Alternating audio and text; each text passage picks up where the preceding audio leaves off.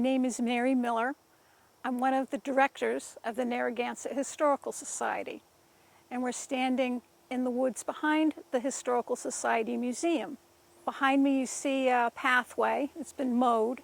The museum has 25 acres and wanted to log it to earn some revenue, and the forester recommended that they log their acreage plus 5 of somebody else and 10 of mine. This is how we got involved with the museum. We have 10 acres adjacent to theirs.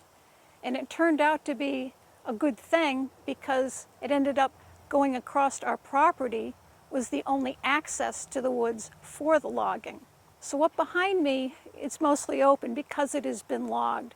Some places were logged more heavily than others. It took quite a few years, and I think 4 loggers, one thing or another happened. It was a difficult process.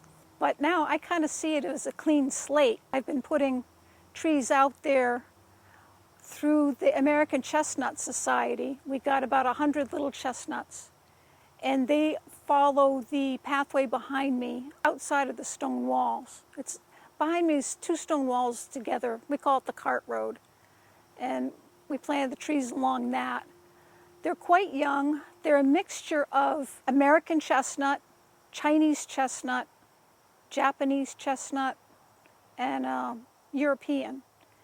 And they're trying to outbreed them enough so they can resist the blight that killed all of our American chestnuts, but keep them as American chestnut as possible. And I'm not sure, but I think the ones that we're given were amounts of different types of chestnuts. So we planted 75 of those. Some didn't make it and weren't expected to. I've planted 5 black tupelo, 3 shagbark hickory, which I did mark, but I can't find them now. I planted 10 black walnut, which I found in the spring. I haven't hunted for them lately.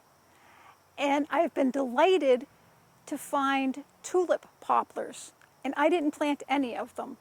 And my husband and I do a lot of hiking around central Massachusetts. We've been on all kinds of trails, and I don't see tulip poplars. The only place I've seen them was in Concord, Massachusetts on the Minuteman Trail.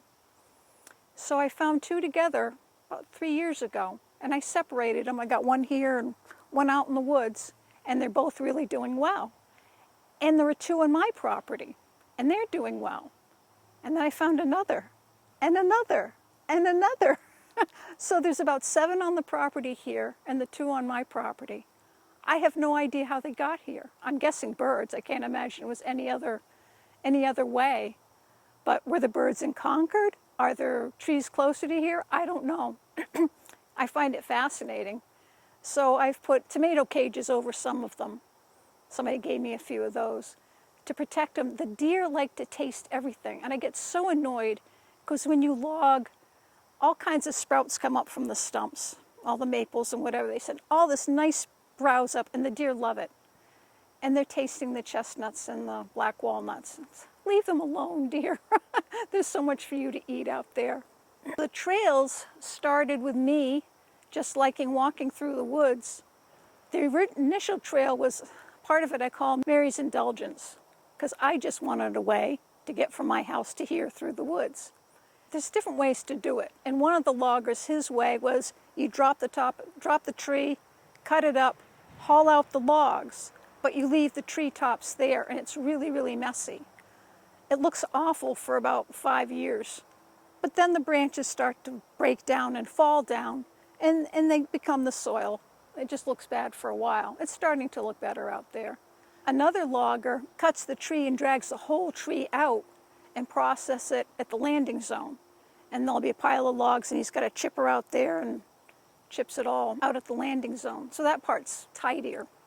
But where they left the treetops in the woods was really tough making trails through it, because I'm cutting through all these branches and sticks, and so it took some time, some of it. And I kept trying to find different ways, and I kept finding wet spots. And I'd try another way, and it was wet over there.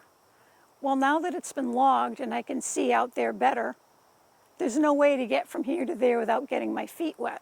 So I'm trying to find a way. I've put down corduroy, I put down sticks in rows, and that helps get through some of the wet spots. But some need a way to raise yourself up, little mini boardwalks.